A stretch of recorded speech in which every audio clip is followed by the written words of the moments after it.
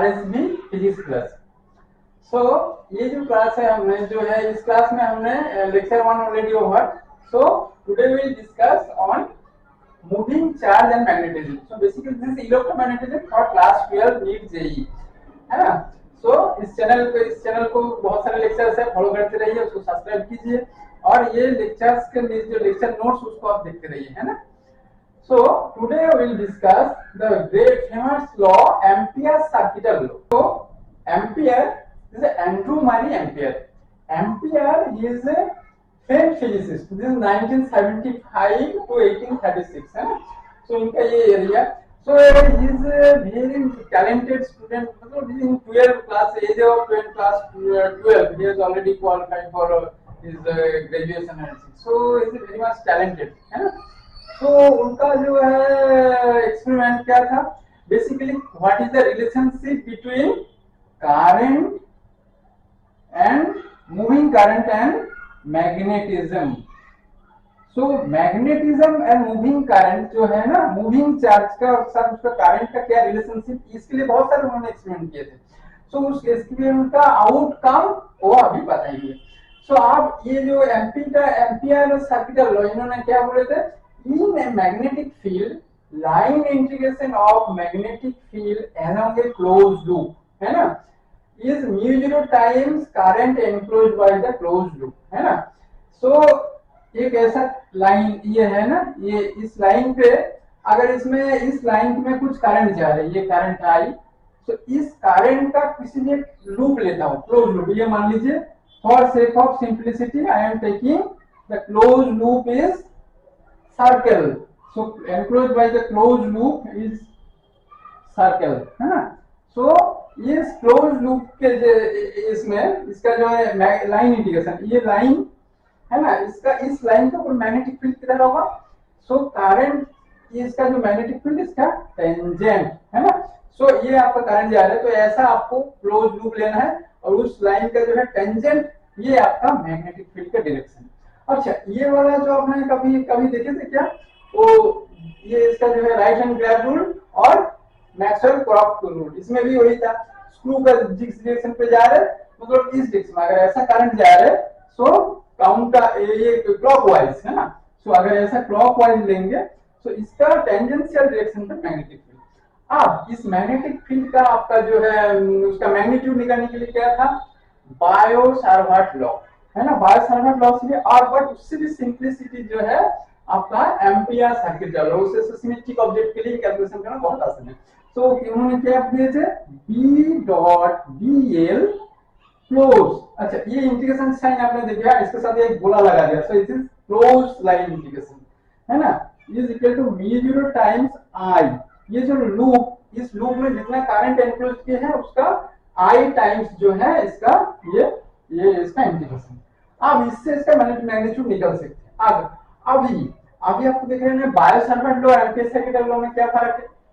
सो ये आपने देखे थे, ये देखिए एम्पियर सर्किट लॉ और इधर आपका बायो-सावर्ट लॉ। और ये आपने क्या कहते थे, इलेक्ट्रिक स्टैटिक में आपने जो पढ़ा था, इलेक्ट्रोस्टैटिक में आपने क्या कहते थे, इधर एक Coulomb's law, electric field calculation में कूलम्ब्स लॉ, ये इक्विवेलेंट टू आपका गॉस लॉ, है ना। गॉस लॉ में आपने क्लोज सरफेस में कितना charge induce by q by epsilon 0, है ना। ये भी सेम आपने ये किए थे ना, E dot ds equal to q by epsilon 0। So ये इक्विवेलेंट, ये B डॉट ds ये सरफेस में कितना, सरफेस में कितना, ये लाइन इंटीग्रेशन, है ना, वो सरफेस इंटीग्रेशन था।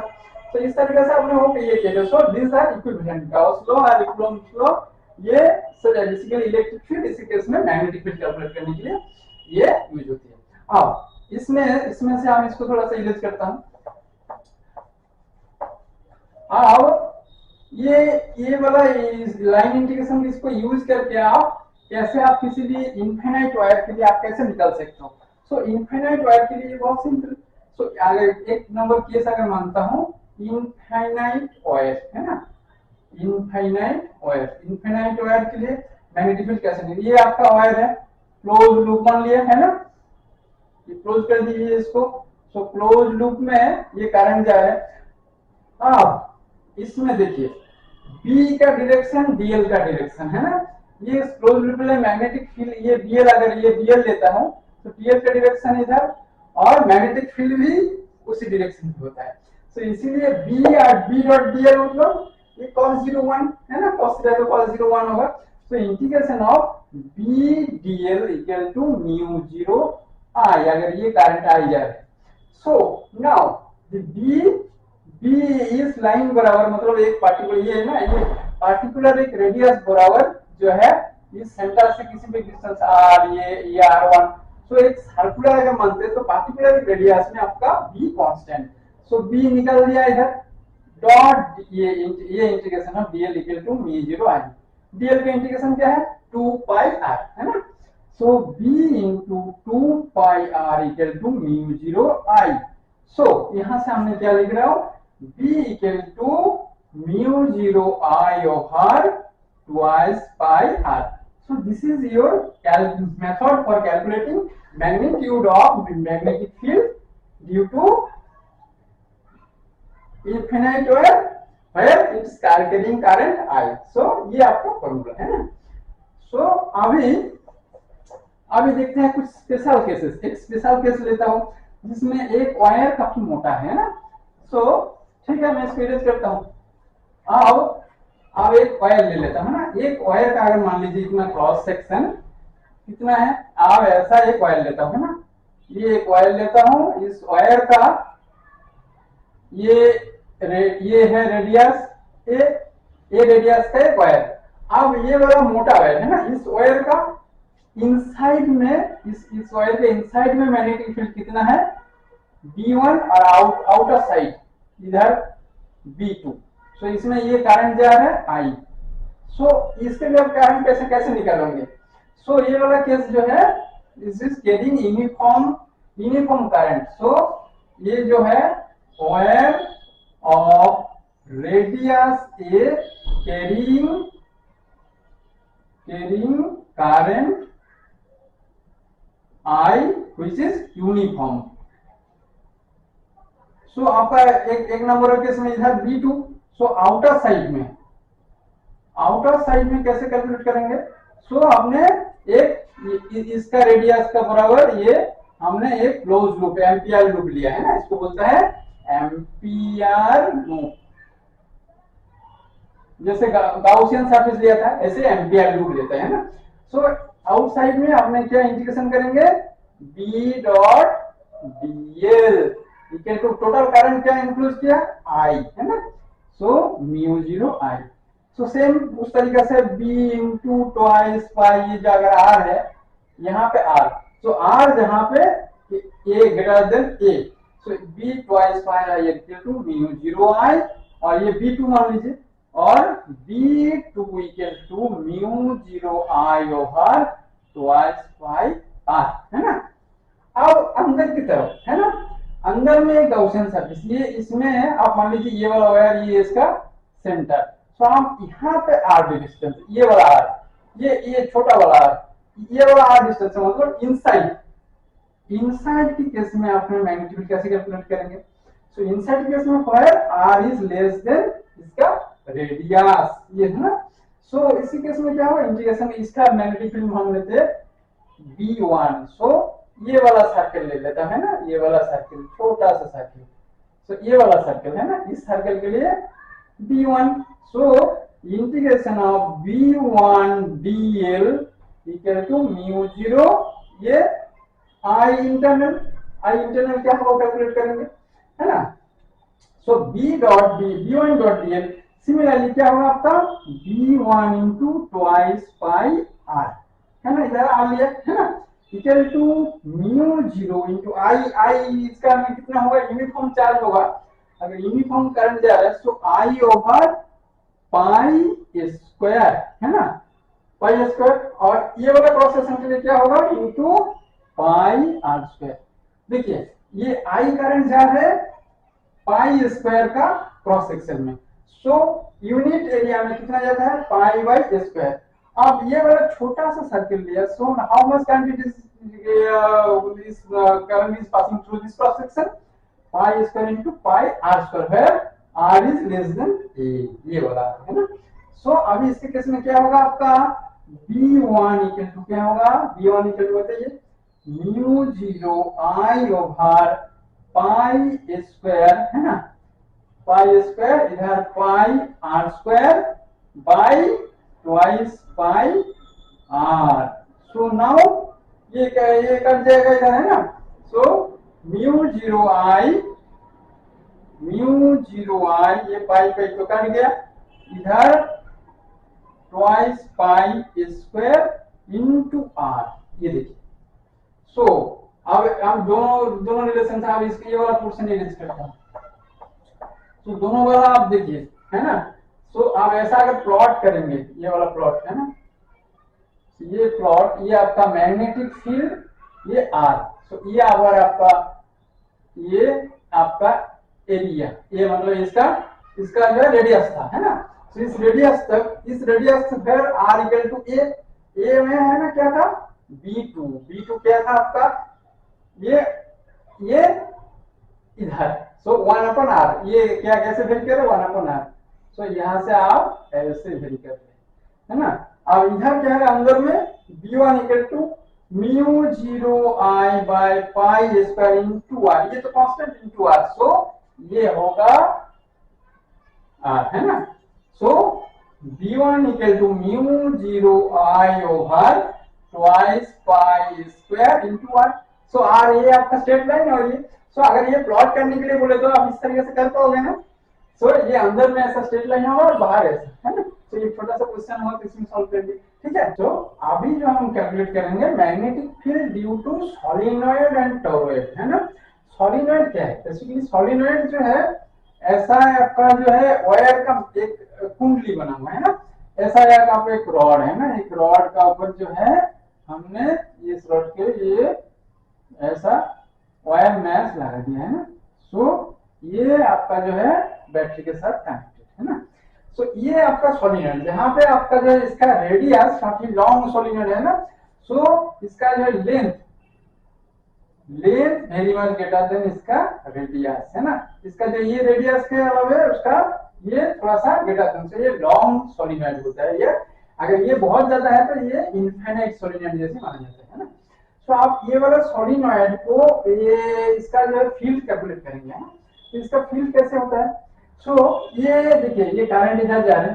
सो हमने ऐसा एक करंट, ऐसा लूप करंट का रिंग लूप ऐसा हमने ये किया था ना। ये आपका ऐसा लूप में करंट जा रहा है।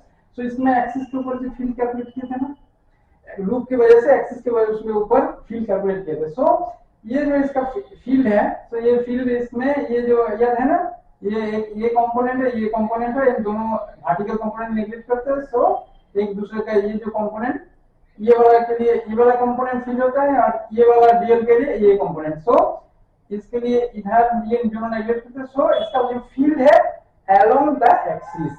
तो ये बहुत सारे ऐसा लूप है। सो इसका सोलिनॉइड का फील्ड इसीलिए क्या होता है, अगर ये हमारे सेंटर में P और ये Q। सो सोलिनॉइड का जो फील्ड होगा आपका, ये अगर ये मान लीजिए ये ऐसा करके, तो ये आपका P रीजन पे, ये आपका सेंटर में बिल्कुल ही बहुत स्ट्रेंथ है इसका मैग्नेटिक फील्ड है ना। और ये आपका Q रीजन में आपका इसके जस्ट बाहर है, तो इस रीजन में इसका फील्ड बिल्कुल ही कम है ना। सो ये यहाँ पे ऐसा फील्ड होता है। सो यहाँ पे ऐसा जो फील्ड है, ये फील्ड लाइन इधर ऐसे ये हो जाता है, ये मैग्नेटिक फील्ड का डायरेक्शन है ना। और इधर भी ऐसे है ना। सो ये इधर जा रहा है, सो इधर मैग्नेटिक। सो ये आपका कुंडली का जो है ये इसका ये वाला पोर्शन है ना, ये वाला पोर्शन, ये वाला। सो field inside the solenoid is बिल्कुल ही parallel to the axis of the आपका solenoid। ये वाला solenoid का अगर ये एक्सिस है तो इस एक्सिस के साथ पैरेलल, इसका जस्ट बाहर बिल्कुल ही फील्ड नेगलेक्ट कर सकते हैं, इसका फील्ड काफी कम है। तो इसीलिए क्या है, जैसे क्लोज लूप, जैसे बहुत सारे क्लोज लूप है ना, बहुत सारे क्लोज लूप की वजह से इसका जो फील्ड बहुत अंदर बहुत ज्यादा है। तो इसका काफी यूटिलाइजेशन है। सो ये सब हमें अभी बताएंगे है ना।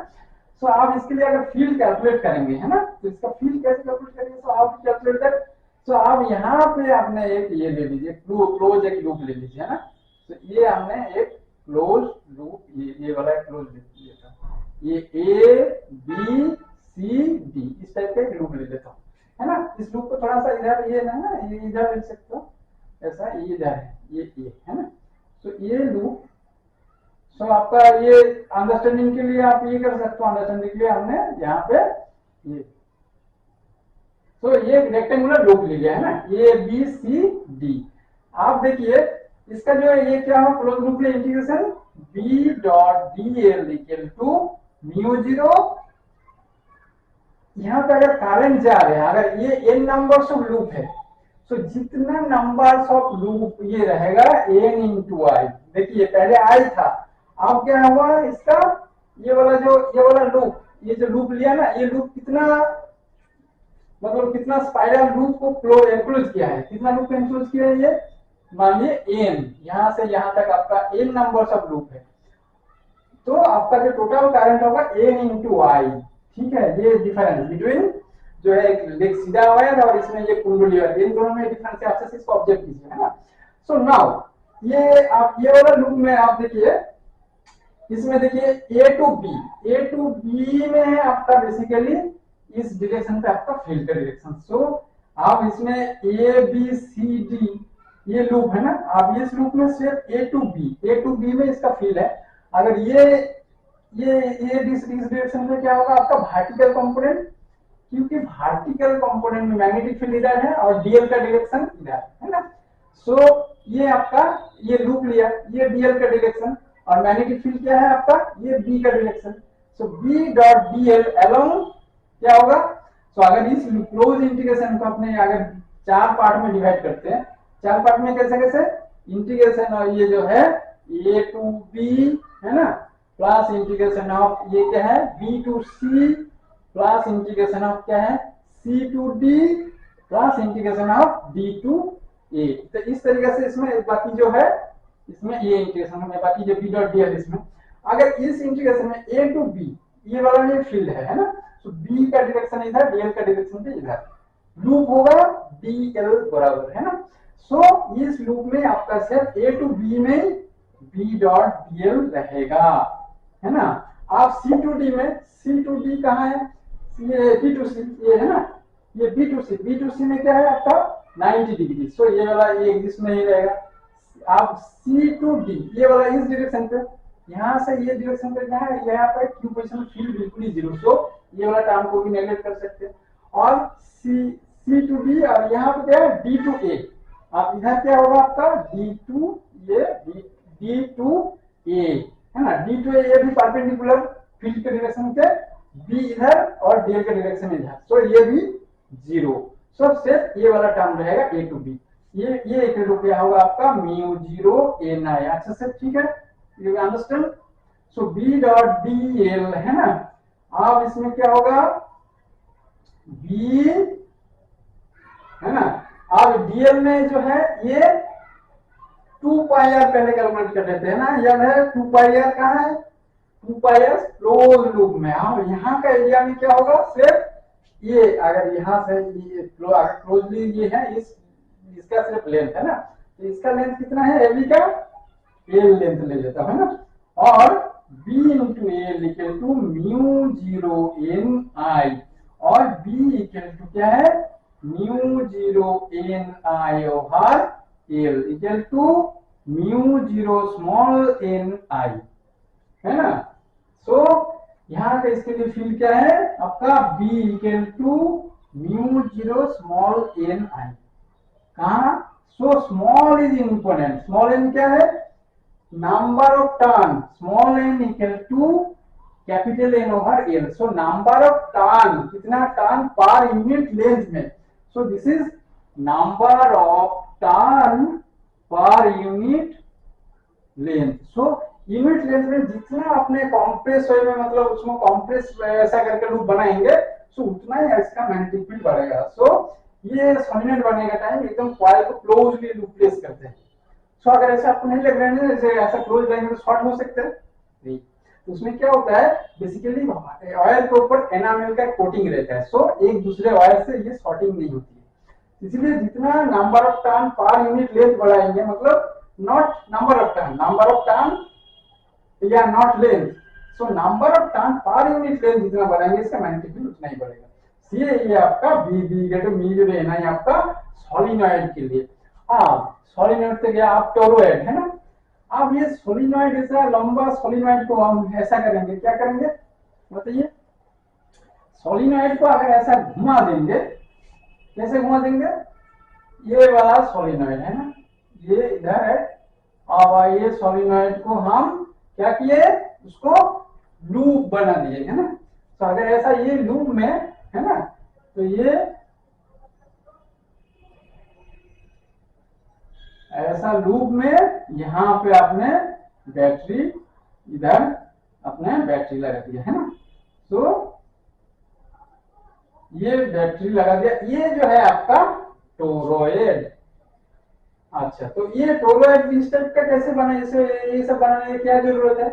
तो ये टोरॉइड का फील्ड पहले का तो फिर बताएंगे उसको क्या है ना। तो अगर इसमें फील्ड सेंटर में मान लीजिए आपका B1, इसका मिडिल में B2 और इसका बाहर है B3। So in the centre how it is field is calculated, so ampere loop लेना पड़ेगा आपको। एम्पियर लूप लिया, so B dot PL equal to mu zero I। तो ये लूप में करंट कितना इंट्रोड्यूस किया है, 0, सो नहीं है। सो आपका B1 जो है 0। सर ये आपका टोरॉइड का अंदर में आपका मैग्नेटिक फील्ड 0। अब ये सेंटर में क्या होगा आपका, सोलिनॉइड जैसे हालत होगा। सेंटर में क्या होगा आपका B2DL equal to mu zero number of turn N I. ये टोटल लेंथ होगा आपका, टोटल लेंथ क्या होगा आपका 2πr है ना। So B2 into twice pi R. अब यहाँ पे ये वाला केस लिए, ये आपका B2 के लिए है ना, twice pi equal to mu zero N I है ना, और B2 equal to mu zero N I, और n इक्वल टू क्या है आपका capital N over twice pi जो है R। ट्वाइस पाई ये R का अगर इसका रेडियस है ना, तो ये रेडियस आपका ट्वाइस मतलब इसका टोटल लेंथ है ना। तो टोटल लेंथ मतलब number of turn n, total number of turn n मतलब पार लेंथ में कितना नंबर ऑफ टर्न ये है, जस्ट लाइक ये सोलिनॉइड है ना। So B2 equal to mu zero N I. अब बाहर ये वाला रीजन पे, ये वाला रीजन पे क्या होगा आपका मैग्नेटिक फील्ड, ये वाला पोजीशन पे अगर ये आपका B3, तो ये वाला रीजन में आपका मैग्नेटिक फील्ड क्या होगा आपका B dot B3 dot DL equal to mu zero I. Current कितना है इसमें देखिए, ये जो करंट है ना इस लूप में, करंट एक में ये करंट इधर जा रहा है ना, ये यहाँ से ये इधर जा रहा है, तो उधर उधर जैसे जाएंगे तो इसका ऑपोजिट डायरेक्शन पे होगा। सो कुछ करंट लाइन जितना यहाँ पे पास कर रहे हैं और इधर ऊपर आ रहे हैं, so current passing along the मतलब इंटर्स टू द बोर्ड और outward of the board plane. मतलब करंट कितना उधर जा रहा है और कितना बोर्ड प्लेन से इधर जा रहा है, टोटल करंट इसमें नॉलिफाई हो जाएगा। सो टोटल करंट यहाँ पे 0 है ना, इसीलिए आपका B3 सोलिनॉइड ये टोरॉइड के एकदम बाहर आपका जो है फील्ड 0। अब इस टाइप का क्लोज लूप यूज करके क्या होता है ना, ये फ्रांस में अपने जो है ITER प्रोजेक्ट में है, ITER प्रोजेक्ट में ITER, सो इंटरनेशनली थर्मोन्यूक्लियर एक्सपेरिमेंटल रिएक्टर। सो इस रिएक्टर में फ्यूजन को यूज करके, फ्यूजन माने दोनों एटम को जोड़ के आपके लिए बड़ा एटम बनाना है, तो उसमें एनर्जी, जैसे फिशन में फिसाइल मटेरियल में जैसे यूरेनियम 230, यूरेनियम 239 या यूरेनियम 235 लिख दीजिए, इसमें इसका फिसाइल मटेरियल यूरेनियम 235, तो उसमें न्यूट्रॉन से बोम्बार्ड करेंगे तो वहां पे उसका न्यूक्लियस ये होके उसमें बहुत सारे एनर्जी निकलते हैं, इसको बोलता है फिशन। ये इसको बोलता है फिशन। और फ्यूजन क्या है, दोनों हाइड्रोजन एटम जो है अगर जोड़ देंगे क्या होगा, ये क्या होगा डॉट, ये हीलियम है ना। सो हाइड्रोजन ये इस टाइप में ये डॉटियन ले लीजिए, डॉटियन से He2 4। सो ये दो एटम हाइड्रोजन हीलियम जोड़ के ये हीलियम बनता है, और इस टाइप के इस टाइप के कार्बन साइकिल सी साइकिल ये सब जो होता है ना, तो इससे जो है और भी एनर्जी निकलता है, जिसको बोलते हैं फ्यूजन। सो ये फ्यूजन बहुत हाई एनर्जी में होता है।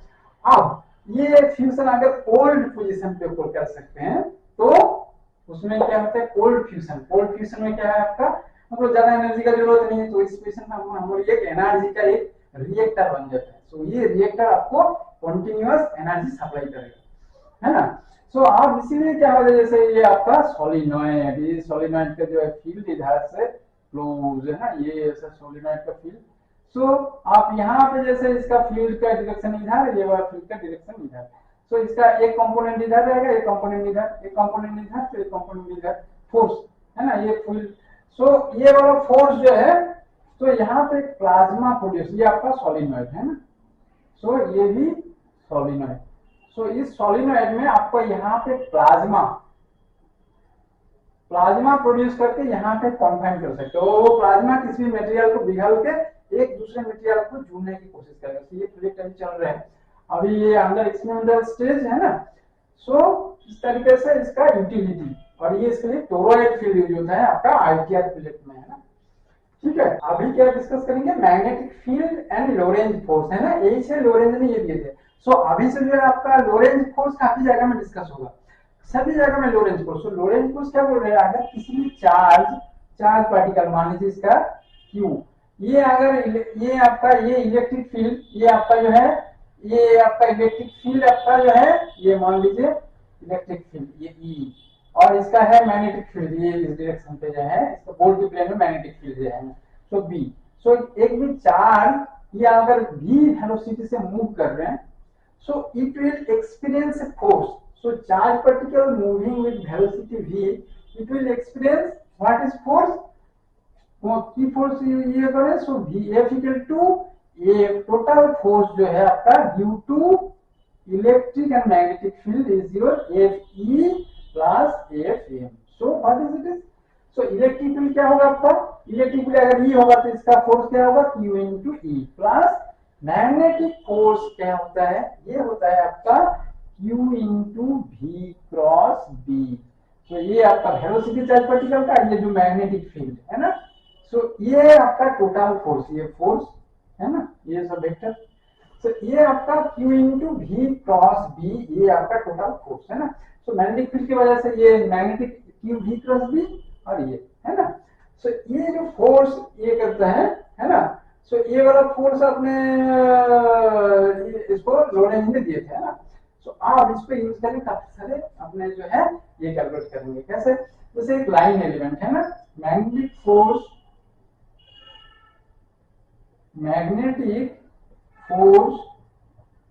ऑन करंट कैरिंग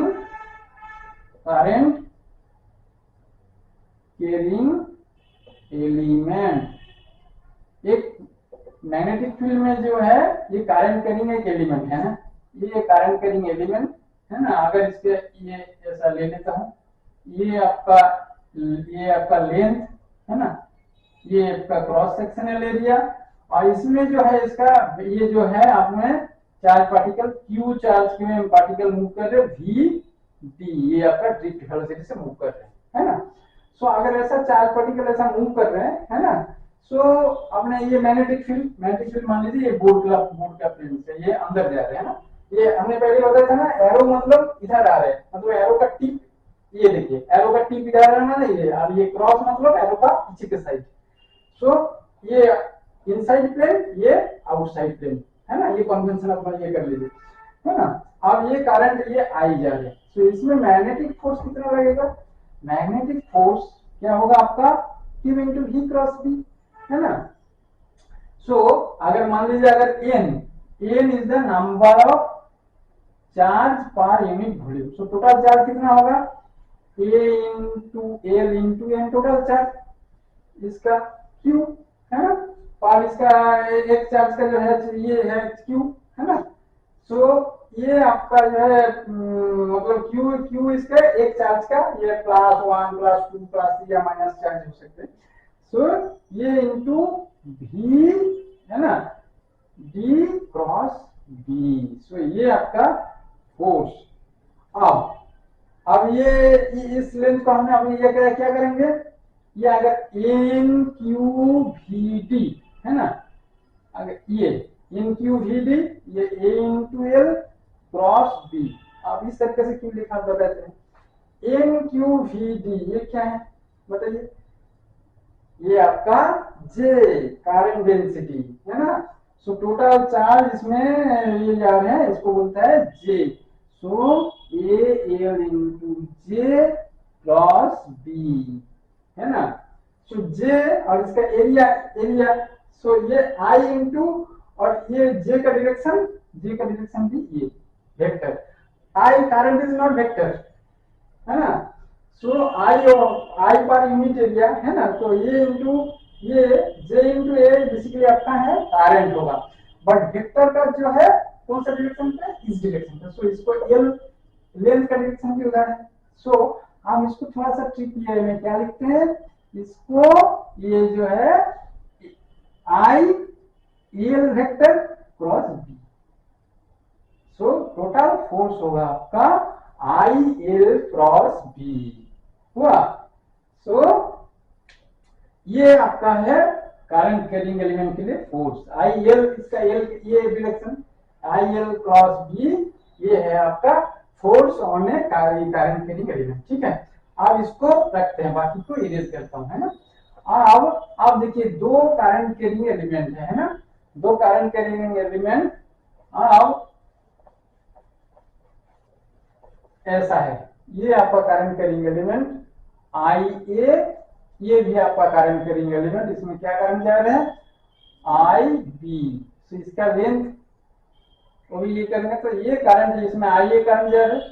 अब ये आई ए की वजह से यहाँ पे फील्ड कितना होगा, ये मान लीजिए डी डिस्टेंस पे है ना। सो आई ए के वजह से यहाँ पे, सो ये देखिए ये इधर जा रहे हैं, सो एक क्लॉकवाइज है ना। सो इसका फील्ड का जो है, फील्ड का क्या होगा, ये उधर बोर्ड की प्लेन में है ना। तो ये इस तरीके से ले लेता हूं है ना, तो ये सेंटर इस तरीके से हमने यहाँ पे ये फील्ड कैलकुलेट किया है।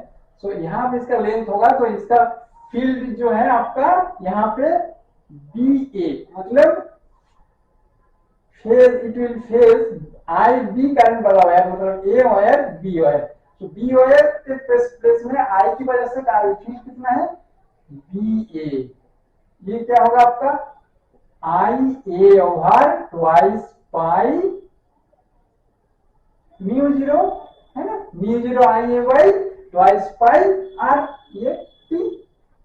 सो B A, so B A का डायरेक्शन अगर ऐसा है तो बी ए का टेंजेंशियल मतलब ये नीचे की तरफ बी ए, और इसका आई का डायरेक्शन इधर क्या है, ये आई बी का डायरेक्शन। सो ये आपका भी, सो भी क्रॉस बी है ना। सो अब ये बोर्ड की प्लेन में देखिए, ये बोर्ड की प्लेन से अंदर जा रहे हैं है ना, बोर्ड की प्लेन से अंदर जा रहे हैं। सो और इसका करंट का ये, सो भी क्रॉस बी है ना। सो ये इसका डायरेक्शन फोर्स होगा, ये बी। सो ये फोर्स का डायरेक्शन है। सो पैरेलल करंट जो है सेम डायरेक्शन पे अगर करंट जाता है तो दो वायर अट्रैक्ट करता है। सो पैरेलल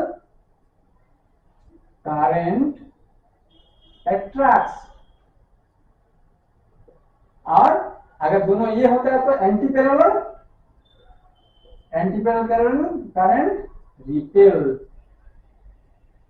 ये बहुत बड़ी ऑब्जर्वेशन। सो हमारे जो करंट देता है ना, दोनों तार में थोड़ा डिस्टेंस में रखते हैं, पर दोनों तार एक डायरेक्शन पे करंट देता है ना, तो वो एक दूसरे को अट्रैक्ट करता है। सो यहाँ पे बट वो कभी स्ट्रेंथ से खींचा हुआ है, इसीलिए वो नजदीक नहीं आता है ना। But parallel current always attract. इसका तो फील्ड फोर्स कैसे कैलकुलेट करेंगे, फोर्स होगा आपका ये v क्रॉस बी, तो ये बेसिकली आपका इधर जो है force I D L cross B. So ये आपका जो है आई कितना है, आई बी करंट की वजह से आई डी एल, ये एल है ना, ये एल और जो है ये L cross B. So L cross आपका जो है बी क्या है, इसमें बी ए है ना। सो बी ए का उधर है। सो बी ए एंड एल, ये आपका जो है एल का डायरेक्शन और बी ए। सो एल और बी ए का डायरेक्शन में 90 डिग्री है। सो 90 डिग्री है तो क्या होगा आपका sin 91। सो इसमें फोर्स एफ ए बी से ये वाला करंट की वजह से इसके ऊपर फोर्स कितना होगा, आई डेल एल, मतलब आई बी एल इसका बी ए कौन सा है, ये वाला वायर की वजह से बी ए। सो क्या लिखेंगे, mu zero I A I B by twice pi जो है डी, और ऊपर में होगा एल, क्योंकि इसका ये है ना। सो ये फोर्स अगर इस करंट के लिए कैलकुलेट करेंगे, इस करंट के लिए फील्ड इधर क्या होगा आपका बी पी, और उसमें वो कैलकुलेट करेंगे। सो वो भी same mu zero I A I B by L into ये जो है ट्वाइस पाई डी आएगा। सो इसमें क्या होगा, F A B equal to minus of F B A, मतलब एक की वजह से दूसरे में फोर्स और दूसरी इसके वजह से दूसरे में फोर्स समान है। सो एक दूसरे, सो ये आपका न्यूटन का लॉ है ना। सो यहाँ से न्यूटन का लॉ भी आपका प्रूव हो सकता है ना।